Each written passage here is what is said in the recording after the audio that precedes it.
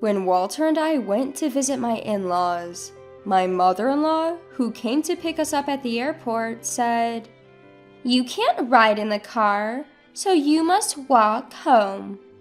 She snorted and turned up her nose.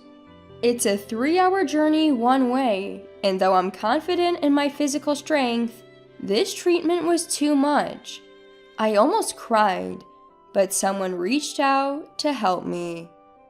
In the end, it was mother-in-law who regretted it. My name is Jennifer. I'm 30 years old and married.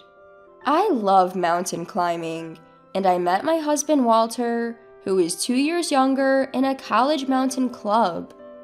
Walter is handsome and popular with women, and when he asked me out, I wondered, why me? According to Walter, Jennifer moves forward silently, even on the hardest routes without complaining, and I like that about her. Walter works for a well-known corporation and earns a high salary. We've been living happily together since our marriage, just like our student days. But there's one thing that bothers me. Oh, it's a call from Mom. Sorry, I'll go talk to her. During dinner, Walter said that and hurried into his room with his mobile phone. Mother-in-law calls Walter frequently, about once every 2 days. Mother-in-law seems to adore her excellent son, and Walter is sweet to mother-in-law, making me suspect he's a mama's boy. But since she raised Walter with care, I think I should value her too. However, it seems our feelings are different. It happened before our marriage, when we went to greet my in-laws. Jennifer is 2 years older than my son? Almost 30, huh? Mother-in-law seemed displeased with having an older daughter-in-law and looked unhappy throughout. Father-in-law said, "It's fine, isn't it? Love conquers all. Jennifer seems reliable, and she's perfect for Walter, who has a weak side." But that seemed to displease her even more. Mother-in-law seemed unable to oppose father-in-law directly, so she decided to bully me without him noticing. "Oh dear, I'm sorry, Jennifer. It seems the snacks I served you have gone bad. I'll replace them right away." When mother-in-law intentionally harassed me, she would open her eyes wide, snort, and twist her lips. I had become like a zoologist, able to distinguish her expressions. "Oh, it's okay. I can eat it." I smiled and cut off the spoiled part of the dried fruit and ate it. I had learned survival skills in the mountain club. Eat what you can of the food. Father-in-law and Walter said, "Haha, that's just like Jennifer."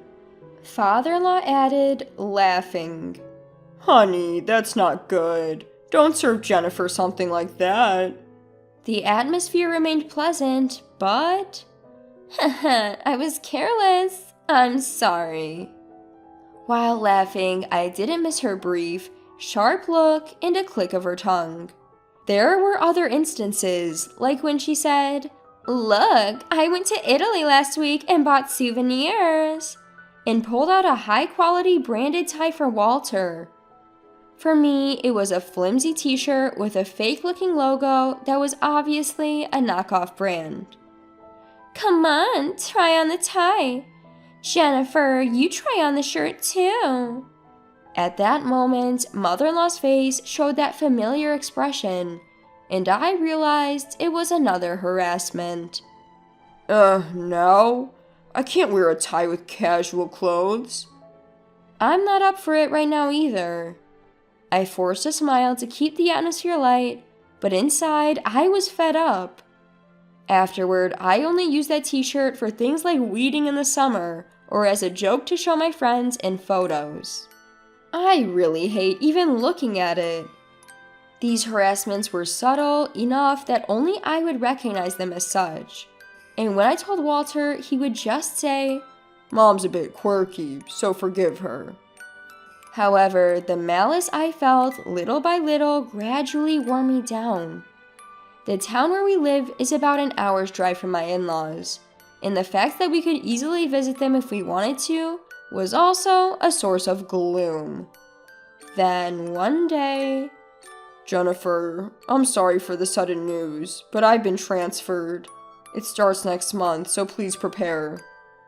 Walter's sudden transfer was decided.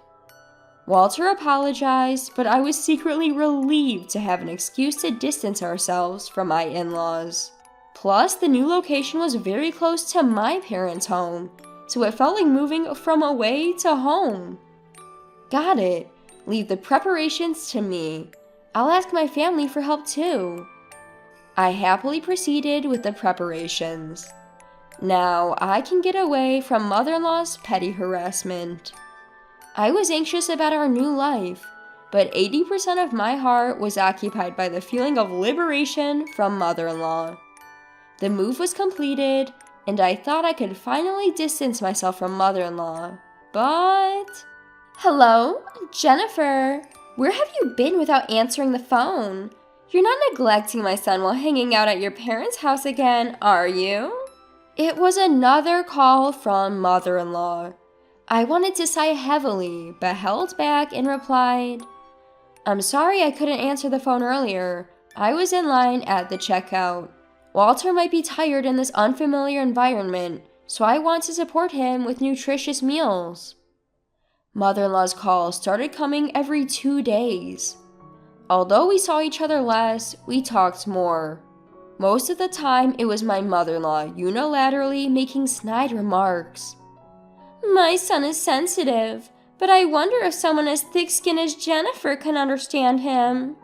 My son's high school girlfriend was a delicate and fragile girl, but his taste has changed quite a bit, hasn't it?" And so on, saying only things that would make me uncomfortable. Does mother-in-law have no other outlet for her stress? I felt like I had become a trash can labeled stress outlet. What hurt the most were the snide comments about children. "Jennifer, you're already 30, aren't you? What do you think about children? I wonder if you, being older than my son, can have a normal child." I was shocked that someone would say such a thing in this day and age, but since it was something I had been concerned about recently, tears flowed after I hung up the phone. What does mother-in-law think of me? Does she think I won't be hurt by whatever she says? After that, the calls kept coming frequently, but when I responded only with safe answers to avoid making waves, perhaps she found it boring and not worth bullying, so the number of calls gradually decreased. I was truly relieved from the bottom of my heart. Then, on New Year's Day the following year, my husband and I headed to my in-laws' house. They were going to pick us up from the airport. "Hey, Walter, Jennifer, long time no see." Father-in-law waved and greeted us. I was honestly dreading seeing mother-in-law, but father-in-law's friendliness was a relief. "Happy New Year, Mom and Dad." Happy New Year to you both.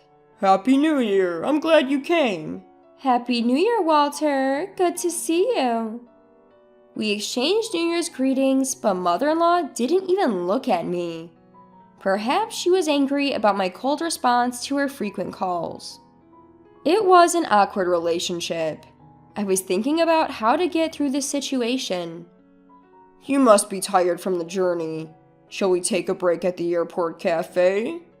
Father-in-law cheerfully suggested, seemingly unaware of the tense atmosphere between mother-in-law and me. "Oh, that's a good idea. Wasn't there a cafe on the second floor?" Walter responded cheerfully, and we moved to a cafe inside the airport. "Should I drive back?" "No, I'm still an active driver." While the men were chatting away, mother-in-law and I were silent. "Excuse me, I'm going to the restroom." After ordering, I said that and got up from my seat. "Oh, maybe I'll go too," mother-in-law said, standing up to follow me. I had a bad feeling about this. Just as the entrance to the women's restroom came into view, mother-in-law walking behind me said, "You can't ride in the car, so why don't you walk back?" Not understanding what she meant, I turned to look at mother-in-law, and there was that expression again. We're going back as a family of 3. You're a stranger, aren't you? I couldn't believe my ears. Walk back? From here to my in-laws' house? How far could that be? And calling her son's wife a stranger? While I was frozen in shock, mother-in-law continued to throw words at me. I was kind enough to call you frequently, but unlike Walter, you only respond coldly. Living near your parents' house has gotten to your head. I don't want to think of you as my daughter-in-law. You're a stranger. A stranger. Mother-in-law's voice was getting louder. I was shocked, but I didn't want to argue in public, so I answered in a small voice, yes, I understand. I didn't feel like going back to where Walter and father-in-law were, so I headed to the airport exit, plodding along. Even though she told me to walk back, this was an airport. There must be taxis and buses. I could go as far as I could and walk from there. But more than that, what face should I make when I safely arrive at my in-laws' house by walking? How should I spend the few days of my stay? That weighed more heavily on my mind. For now, I searched on my mobile phone for transportation to my in-laws' house. There was a bus leaving in just 10 minutes, but that bus wouldn't go near my in-laws' house, so from there, it seemed I would have to walk. It might take about 3 hours in total. 3 hours. I can walk that. With my legs trained in mountain climbing, it's not impossible. But there's a difference between walking for mountain climbing and walking because I'm not allowed in the car due to harassment. Tears welled up in my eyes. Was it my fault? If I had been pleasant on the phone even after being told such things, would this have happened? As I was walking along, lost in thought, I was suddenly tapped on the shoulder from behind. Jennifer, why are you walking here? The voice was father-in-law's. Didn't my wife say something to you at the entrance to the restroom? I was going to the restroom too, and I saw you and my wife talking, and then you started to go somewhere, so I followed you. Looking at father-in-law's kind face, the tears that had been welling up in my eyes overflowed and ran down my cheeks. Jennifer, what on earth happened? I decided to tell father-in-law the truth. Actually, I told father-in-law exactly what mother-in-law had said, and he became angrier than I had ever seen him. How dare she say that to my son's wife? Then he said something I never expected. I'll walk with you, Jennifer.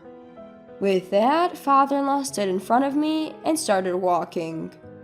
Father-in-law? Don't worry, I enjoy mountain climbing, and I used to climb a lot with Walter when he was little. A 3-hour one-way walk is nothing. Indeed, father-in-law's stride was firm, not what you'd expect from a 62-year-old. Come on, let's go. We didn't tell Walter we were leaving. Is that okay? I finally remembered that. In my shock at mother-in-law's words, I had just left. Walter will be fine. She'll probably talk him into waiting. I'll contact him. With that, father-in-law took out his mobile phone. It seemed he was texting mother-in-law. He told her he was walking back with me and that the car keys were in his bag. As we waited for the bus, father-in-law's mobile phone rang. Father-in-law answered, his voice filled with restrained anger. It must have been mother-in-law on the other end. I heard what you said to Jennifer. If you're going to say that, I won't ride in the car either. I could hear mother-in-law's panicked voice shouting from the other end. That's not it. She said she wanted to walk for exercise. How brazen. I was more dumbfounded than angry. We'll talk when we get home. Father-in-law hung up and shoved his mobile phone into his pocket. Perhaps because father-in-law's mobile phone was unreachable, mine started ringing next. It's definitely mother-in-law. Father-in-law and I looked at each other. What does she want now? To tell us to ride in the car? I'm definitely not answering. I decided to ignore it too. Father-in-law and I silently boarded the bus and continued to walk after getting off. This way is a shortcut. There's a slope here for a while, but let's do our best. With father-in-law occasionally giving advice, it felt like we were mountain climbing together. However, I hadn't planned on walking so much today and was wearing regular boots. Father-in-law was wearing leather shoes. This will surely hurt our feet. During the journey, I hardly spoke, but I did ask once, Father-in-law, are your feet okay? Won't walking for a long time in those shoes hurt your feet? Father-in-law glanced at my feet and squinted. I guess we're in the same boat. Making a woman walk such a long distance in those shoes. I can't believe her. Father-in-law sighed. We both thought of calling a taxi, but neither of us mentioned it, intending to spite mother-in-law. But Jennifer, you're strong. Walking such a long distance without complaining? Walter must have been attracted to that quality in you. Hearing that, I felt a little happy. Afterward, we continued to walk, buying drinks from vending machines and a grocery store to stay hydrated. About 3 hours later, as the sun began to set, we finally arrived at my in-laws' house. Their car was parked in front of the house. Mother-in-law and Walter must be home. We're back. As father-in-law opened the front door, Walter rushed over. Dad, Jennifer, I was worried. What happened? Why did you suddenly decide to walk back for exercise? Did you hear that from Mom? That's not it. Mom told Jennifer to walk back. Father-in-law said, looking understandably tired, as he sat down on a chair near the entrance. Mother-in-law, who had come out of the living room, was pale and gaping. No, that's not it. That's not it. It seems there was a misunderstanding. What was the misunderstanding? I couldn't keep quiet any longer. You said, since you can't ride in the car, why don't you walk back? Didn't you? This was the plain truth. I hate lying. Thanks to that, I was reminded of my mountain climbing club days. A 3-hour one-way walk was good exercise. Walter looks back at mother-in-law.